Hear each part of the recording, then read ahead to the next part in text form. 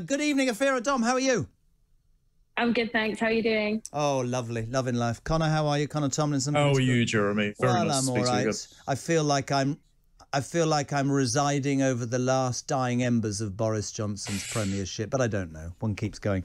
Guys, thank you very much indeed. Lots of Talk Radio listeners are bored to their back teeth with this story, but it is the main news story. You heard me just read out that tweet from Pippa Crea, the political editor of the Daily Mirror, saying her sources, which are usually right, by the way, are saying that the Sue Gray report could be out tonight. I gave my theory, which was, I think, that they'd hoped that the police thing would knock it down the road for 6 months. But actually, I'm afraid if this Sue report is coming out, Sue Gray report, big problems.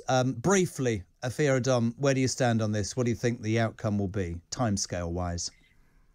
I think everybody is completely fed up with this story, completely fed up with Boris Johnson and his endless amount of parties. I don't know where he finds the time. He's been to more parties during lockdown than I've been to in my entire life.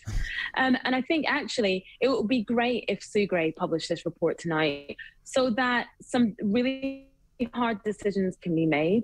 And we hope that Boris Johnson will do the right thing and resign so that the government can move on, so that the party can move on, and so that the country can move on. Because like you said, there's so many other things happening. A potential war between Russia and Ukraine, prices going up every single day, energy crisis. There's other things happening in the country. The pandemic is ongoing. I really do not want to hear another one of Boris Johnson's parties. It's getting on my nerves. He needs to resign so we can move on and get back to the business of the country. Afua, thank you very much indeed. Connor Tomlinson, where do you stand on that, my friend?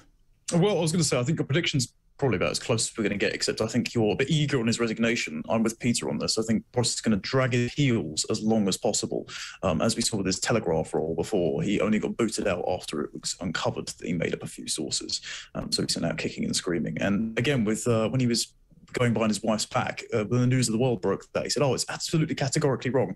And then it turned out to be true. So Boris seems to have a way of, sort of clinging onto the cliff's edge, and only until someone steps on his fingers will he actually drop off. I think a lot of Talk Radio's listeners, I understand why they're getting sick of the story, because it is very repetitive, but I don't think it's right that we play politics like a team sport. It's meant to be about principle, not the colour of the rosette you wear.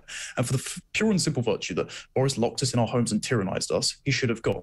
But also the fact that he then had the gall to break his own laws when we're sitting there quibbling about the definition of a party, according to Michael Fabricant and Peter Bone. Well, that wouldn't have worked if I did that on my grandparents' doorstep with the Met Police when I was visiting them. So for the pure and simple fact, if he's broke his own laws and the laws were completely evil and unjust, go. I don't disagree with that. I'm old enough to know what the alternative might well be, and we'll have major arguments between all of us over that. I don't care what anybody tells you. I'm not sticking up for Boris Johnson. I think he's an idiot. I find myself annoyed that he's taken an 80-seat majority and all the opportunities that gave him. He's gone down a path that the people that voted for him didn't expect him to go to, and now he's got egg on his face. I think the alternative, though, by the way, is one of the reasons why he's still there. I think we would all agree there is no obvious alternative, and that's another reason why there's this sort of this ridiculous sort of imbalance, not knowing which way to go. Let's move away from Boris Johnson, shall we? Just move away. Let's just do something completely different. Afia's back with a lovely liner because she keeps freezing. Price of a pint to increase. The price of a pint to go up 50p. City pub chain boss warns energy and supply costs alongside soaring inflation will be passed on to punters after brutal start to 2022 with non-existent sales. Afua, Adom, you strike me as a lady who likes a pint. It's going up 50 pence. What are we going to do? I mean, I don't enjoy a pint, I'll be really honest, but 50p is a lot to go on the price of a pint, but I can understand why. Rising energy costs, inflation across the board. Now, the person in this article, the landlord, was saying that the first few weeks of January, or the first couple of weeks of January, were absolutely horrendous. Sales were pretty much non-existent, but he said that it is picking up now. It's more like a normal January, and this Friday is crucial because it's the first payday in January. January is always a typically long month after Christmas, and we're hoping, or he's hoping, that lots of people will spill out into bars after being at work on Friday. But we have to remember that although this is probably the first week where people are getting back to work after the working from home guidance ends, hybrid working is still a thing. You know, there's lots of people that perhaps do a Tuesday, Wednesday, Thursday and work from home Friday and Monday, so they have that kind of long weekend effect. So that may have an effect on this Friday and every Friday and in pubs and businesses in general. So I think although there is hope that yes, sales will pick up, I think we need to see how working from home, hybrid working, and more people deciding, in certain jobs, and we know it's certainly not every job, but certain jobs decide that they're going to keep having this work from home model. I think we kind of have to accept that a lot of people will want to do a hybrid model, and also a lot of people are desperate to get back to the office. And of course, we have so many people who never had that choice throughout or the whole pandemic, have always been working on the front line, whether that's in the NHS or whether that's in retail or the police service or whatever it may be. So sales picking up, everything is expensive.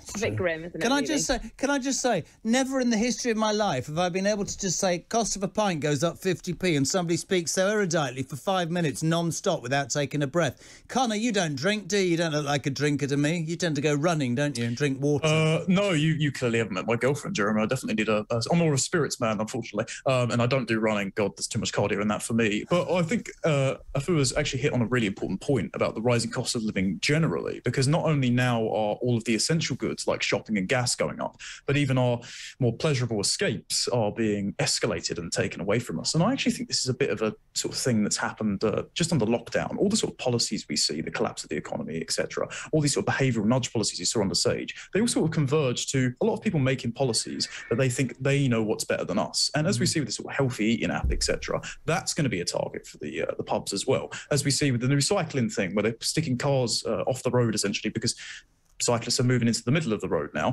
All those arguments were about, it's better for the economy and it's better for the emissions. So it's all about your health. So it's taken away your freedom of choice for what they think is good for you. And so I think it's mightily convenient that a lot of these price escalations are going to be on these sort of accessory things, which a lot of people in Whitehall take a look at them and say, the plebs don't need to do that. That behaviour is unhealthy for them. Let's just slowly push them out and away. I think we should be really resistant of that sort of micromanaging. Thank you, guys. Really up against it today because I'm actually going to speak to a Labour shadow cabinet minister, but I really appreciate your time. Afua, Adom, Connor Tomlinson, Tuesday's political panel. It's right on 5:15. This is Talk Drive with JK till 7.